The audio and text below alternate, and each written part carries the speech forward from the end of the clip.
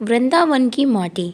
शोभा नाम की औरत जिसकी बहन वृंदावन में रहती थी, एक दिन वह उसको मिलने के लिए वृंदावन गई। शोभा जो कि काफ़ी पैसे वाली औरत थी, लेकिन उसकी बहन कीर्ति जो कि वृंदावन में रहती थी, अधिक पैसे वाली नहीं थी, लेकिन दिल की वह बहुत अच्छी थी, या फिर ये कह सकते हैं कि दिल की वह बहुत अमीर थी। उसका पति मिट्टी के घड़े बनाने का काम करता था। शोभा काफ़ी सालों बाद अपनी बहन को मिलकर बहुत खुश हुई, लेकिन उसमें थोड़ा सा अपने पैसे को लेकर घमंड भी था। वो कीर्ति के घर हर छोटी बात पर उसकी चीज़ों में से कमी निकालती रहती थी, लेकिन कीर्ति उसको कुछ न कहकर बस यही कह देती कि जो बिहारी जी की इच्छा। लेकिन शोभा प्रत्येक बात में उसको नीचा दिखाने का प्रयास करती। कीर्ति ने अपनी ओर से अपनी बहन की आवभगत में कोई कमी ना छोड़ी। उसने अपनी बहन का पूरा ख्याल रखा। उसने उसको वृंदावन के सारे मंदिर के दर्शन करवाए और उनकी महिमा के बारे में बताया। शोभा ये दर्शन करके खुश तो हुई और उसने महिमा भी सुनी, लेकिन उसका इन चीज़ों में इतना ध्यान नहीं था। बस दर्शन करके वापस आ गई। उसको वृंदावन में रहते हुए काफ़ी दिन हो गए। एक दिन वह अपनी बहन से बोली कि कीर्ति, अब बहुत दिन हो गए तेरे घर रहते हुए, अब मुझे अपने घर जाना चाहिए। कीर्ति थोड़ी सी उदास हो गई और बोली, बहन कुछ दिन और रुक जाओ। शोभा बोली, नहीं, काफ़ी दिन हो गए मुझे आए हुए। घर में मेरा पति और बच्चे अकेले हैं, उनको सास के सहारे छोड़कर आई हूँ।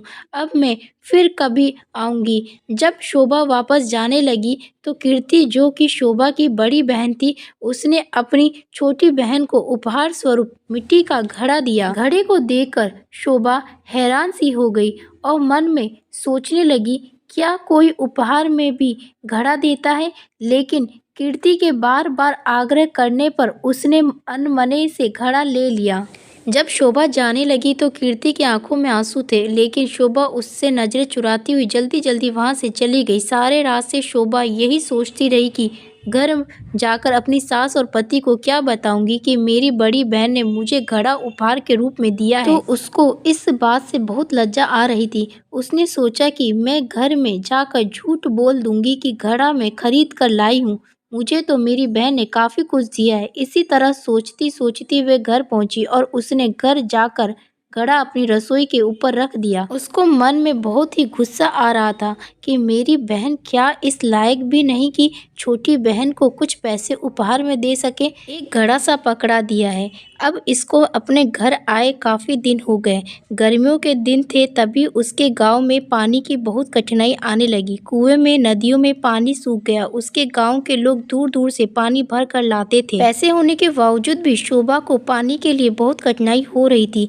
एक दिन शोभा बहुत दूर जाकर उनसे पानी भर रही थी। वहां पर और भी औरतें पानी भरने के लिए आई हुई थी, तो जल्दी पानी भरने की होड़ में धक्का मुक्की में शोभा का घड़ा फूट गया। शोभा दूसरी औरतों पर चिल्लाने लगी, ये आपने क्या किया? बड़ी कठिनाई से तो मैंने पानी भरा था, आप लोगों ने धक्का मुक्की करके मेरा घड़ा फोड़ दिया है। अब वह उदास मन से घर आई। अब उसके पास कोई और दूसरा बर्तन भी नहीं था पानी भरने के लिए। तभी अचानक उसको अपनी बहन के दिए हुए घड़े की याद आई, तो उसने रसोई के ऊपर से घड़ा उतारा और फिर चल पड़ी। बड़ी दूर पानी भरने के लिए जब कुएं पर पहुंची तो भीड़ कम हो चुकी थी। वह घड़े में पानी भर कर घर लाई। तभी उसका पति खेतों से वापस आया। गर्मी अधिक होने के कारण वह गर्मी से बेहाल हो रहा था और आकर बोला, शोभा क्या घर में पानी है?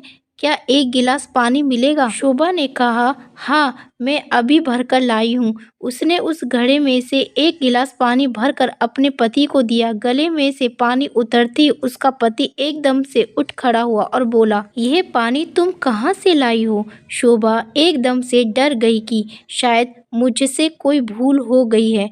उसने कहा, क्यों, क्या हुआ? उसके पति ने कहा, ये पानी नहीं, ये तो अमृत लग रहा है। इतना मीठा पानी तो आज तक मैंने नहीं पिया। ये तो कुएं का पानी लग ही नहीं रहा, ये तो लग रहा है किसी मंदिर का अमृत है। शोभा बोली, मैं तो कुएं से ही भर कर लाई हूँ, ये देखो घड़ा भरा हुआ है। उसके पति ने कहा, ये घड़ा तुम कहाँ से लाई थी? उसने कहा, जब मैं वृंदावन से वापस आ रही थी तो मेरी बहन ने मुझे दिया था। ये सुनकर उसका पति चुप हो गया। अब शोभा का पति बोला कि मैं थोड़ी देर के लिए बाहर जा रहा हूँ, तब तक तुम भोजन तैयार करो। शोभा ने उसे घड़े के जल से दाल चावल बनाए। घड़े के पानी से दाल चावल बनाने से उसकी सुगंध पूरे गांव में फैल गई। गांव के सब लोग सोचने लगे कि आज गांव में कहाँ उत्सव है जो इतनी अच्छी खाने की सुगंध आ रही है। सब लोग एक एक करके उस सुगंध को सूंघते हुए शोभा के घर तक आ पहुंचे। साथ में उसका पति भी था। शोभा के पति ने आकर पूछा कि आज तुमने खाने में क्या बनाया है? शोभा ने कहा कि मैंने तो दाल और चावल बनाए हैं। सब लोग हैरान हो गए कि दाल चावल की इतनी अच्छी सुगंध। सब लोग शोभा का मुंह देखने लगे कि आज तो हम भी तेरे घर से दाल चावल खा कर जाएंगे। उसने किसी को मना नहीं किया और थोड़ी थोड़ी दाल चावल सबको दिए। दाल चावल खाकर सब लोग उसको कहने लगे, ये दाल चावल नहीं, ऐसे लग रहा है कि हम सब लोग अमृत चख रहे हैं। शोभा के पति ने कहा कि तुमने आज दाल चावल कैसे बनाए? उसने कहा कि मैंने तो ये घड़े के जल से ही दाल चावल बनाए हैं। शोभा का पति बोला, तेरी बहन ने तो बहुत अच्छा उपहार दिया। अगले दिन जब शोभा घड़ा भरने के लिए जाने लगी तो उसने देखा घड़ा तो पहले से ही भरा हुआ है। उसका जल वैसे का वैसा है जितना वो कल लाई थी। उसने उसमें से खाना भी बनाया था, जल भी पिया था, लेकिन घड़ा फिर भरा का भरा था। शोभा एकदम से हैरान हो गई, ये कैसे हो गया? तभी अचानक से उसी दिन उसकी बहन कीर्ति उसको मिलने के लिए उसके घर आई। तो शोभा अपनी बहन को देखकर बहुत खुश हुई, उससे गले मिली और उसको पानी पिलाया। शोभा ने अपनी बहन को कहा कि दीदी, ये जो तूने मुझे घड़ा दिया था ये तो बहुत ही चमत्कारी घड़ा है। मैंने तो तुझे समझकर रसोई के ऊपर रख दिया था, लेकिन कल जब से इसमें जल भरा हुआ है, इसका